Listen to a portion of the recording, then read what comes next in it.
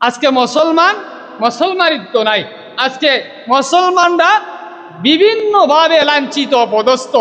যদি বর্তমান বাংলাদেশের খোঁজখবর নিয়ে দেখো যে অবস্থা শুরু হয়েছে, হ্যাঁ, সাধারণ কয়েকটা ইসকন বাংলাদেশে বসবাস করে।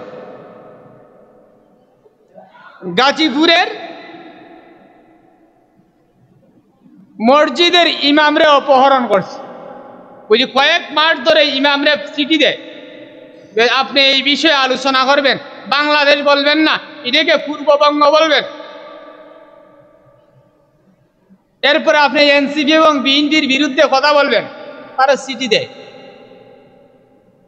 শেষ মুহূর্তে গত মঙ্গলবারে তারা অপহরণ করছে। ফজরের নামাজ পড়ে সে বেলা ব্যায়াম করতেছে, হাঁটতেছে রাস্তা দিয়ে, হঠাৎ করে 5 জনের একটা মাইক্রো বাস আইসা তারে নিয়ে গাড়ির মধ্যে তোলার পরে অনেক অত্যাচার নির্যাতন করছে। করার পরে গতকালকে পঞ্চগড় জেলা একবারে বাংলাদেশের লাশ বড়া স্বাস্থ্য ইন্ডিয়া নিয়ে যাইব, কিন্তু নিতে পারে নাই।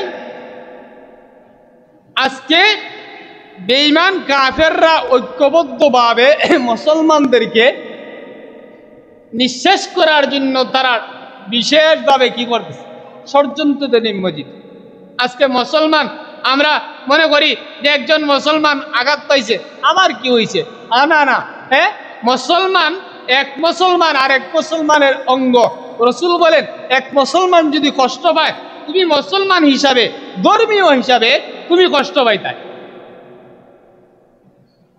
আমরা তো ঈদের মধ্যে নাই। বেঈমান কাফেররা ঐক্যবদ্ধ মুসলমানদেরকে কি কথা শেষ করার দেওয়ার জন্য। যত কয়েকদিন আগে আমি দেখলাম একটা ইসকন ছেলে, ওই গাজীপুরের 13 বছর বয়সের 5ম শ্রেণীতে লেখাপড়া করে একটা মেয়ে, এই মেয়েটারে ফুসলাইয়ে নিয়ে তার বোনের বাড়ি থেকে 3 দিন পরে সংঘবদ্ধ দর্শন করছে। নাউজুবিল্লাহ হইতে না, ইতার বিচার চাইলেই মোল্লা বালা না। এইসব কথা কইলেই আলিমদি রাজনীতি করে। হ্যাঁ, আমার দেশের, হ্যাঁ, যে ইসকনের সংখ্যা যে পরিমাণ ইসকন আছে, আমরা যদি ঠিক মতো, আমি প্রস্তাব করি না, প্রস্তাব তো একটু বেশি হয়, আমরা যদি মুসলমানরা ঠিক মতো তুতু নিক্ষেপ করি, এরা বঙ্গোপসাগরের মতন বাইশে যাই দিব। কিন্তু আজকে কয়েকটা ইসকন বসবাস করে। হিন্দুবাদী সংগঠনের একটা সংগঠনের নাম হলো ইসকন। তারা সবচেয়ে বড় সন্ত্রাসী সংগঠন হলো ইসকন সংগঠন। এদের তো জানেন, এই সংগঠনের মাধ্যমে তারা দেশের মধ্যে যে পরিমাণ ইসলামের উপরে আঘাত করতেছে। গত কয়েক মাস আগে চট্টগ্রামে একজন আইনজীবীরে হত্যা করছে। আজকে মুসলমানের ইজ্জত সম্মান যদি এখন পর্যন্ত অনেক আইনজীবী দাঁড়াই যায় এই ছেলের পাশে, তারা দর্শন মামলা থেকে বাঁচানোর জন্য।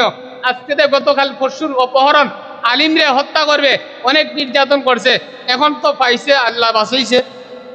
আন্দোলন চলতেছে, অনেক সংগ্রাম হওয়ার সম্ভাবনা আছে। ইসকন নিষিদ্ধের দাবি আগে উঠছে, কিন্তু এখন আবার জোরালো উঠবে। এই জন্য যদি আমরা চাই, আমরা সবাই আমরা একে অপরের সাথে সুন্দরভাবে চলি।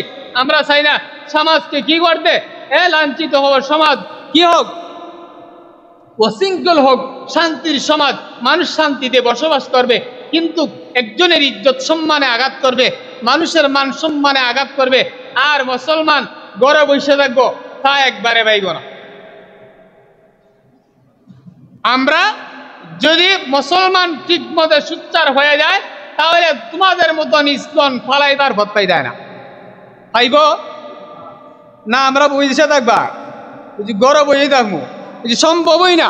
যখন আমার ধর্মে আঘাত আসবে, আমার ধর্মের উপর আঘাত আসবে, তখন তোমার সাথে আমার যত বন্ধুত্বই থাকুক না কেন, এখন আর বন্ধুত্বের খবর নাই, বন্ধুত্বের বেল নাই। এক সাহাবী মুসলমান আর তার বাপ কি খ্রিস্টান, জেহাদের ময়দানে গেছে। বাপ বলতেছে, তুই যদি আমার ছেলে না হইতে, আমি তোমারে দেখছি, আমি তোমারে মারি নিলাম না। ছেলে হইল মুসলমান, ছেলে বলতেছে, ওয়াল্লাহি, আল্লাহর কসম, হ্যাঁ, রাই তুমুনি, যদি আমি তোমারে কি করতাম দেখতাম, উকাতিলুহুম, নিশ্চয়ই আমি তোমারে হত্যা করতাম, কারণ তুমি কাফের, আমার ধর্মের বিরুদ্ধে যুদ্ধ করছো, তুমি কাফের, আমার নবীর ইসলামের বিরুদ্ধে যুদ্ধের ময়দান আসছো, তখন আর বাপ ছেলের সম্পর্ক আর রাখার কোনো প্রয়োজন নাই। বাপ ছেলের সম্পর্কই রাখা যাবে না। আর তোমার সাথে আমার পাড়া প্রতিবেশীর মিল, তোমার সাথে আমার আত্মীয়তার কোনো মিল না, তোমার সাথে আমাদের সামাজিক মিল আর এই সময় থাকবে না। থাকবো তখন ধর্মের উপরে আঘাত দিব। এজন্য আমরা চাই সবাই সুচ্চার থাকার প্রয়োজন। অনেক সময় আমি আরেকদিন বলছিলাম, অনেক ছেলেরা মুসলমানের নাম দিয়ে ফেসবুক চালায়, ফেক আইডি চালায়, ওই আইডি দিয়ে মুসলমানের ছেলের নাম দেয়, ছেলেটা হলো হিন্দু আর প্রেম করে মহিলা পুরুষের সাথে। কইরা শেষ মুহূর্তে মেয়েটারে কি করে, পালা বন্ধ হইয়া দর্শন করে।